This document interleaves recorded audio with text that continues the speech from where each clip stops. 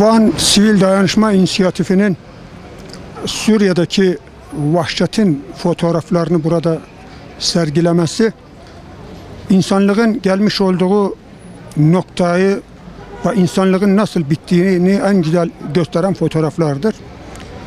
Mazlum coğrafyanın mazlum halkları hep emperyalist güçlerin bir petrol çıkarları uğruna kanları akıtıldı.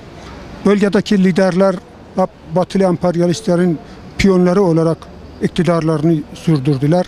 Şimdi de aynı şeydeyiz.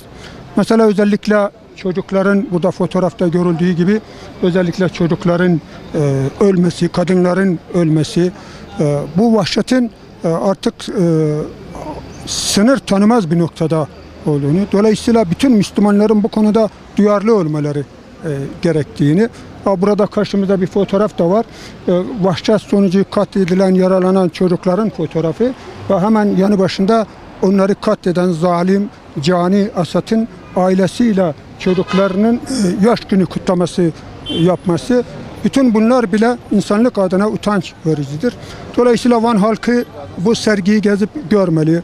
Orta Doğu'daki, özellikle Suriye'de, özellikle Halep'te, son günlerde Halep'te gerçekleştirilen bu vahşeti fotoğraflarla da olsa bir görüp vicdanını harekete geçirmeli ve duasını etmelidir. En azından bir fiili dua olmasa bile sözlü dualarıyla katkılarının olması lazım.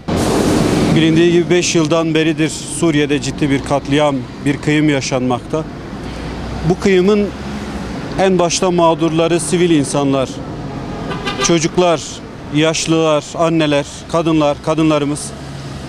Başta bu katliamı lanetlemek istiyorum. Bizim ve halkımızın bilmesi gereken bir şey var. O da biz zulme ne kadar rıza gösterirsek, zalime ne kadar rıza gösterirsek zulme o kadar batmışız demektir.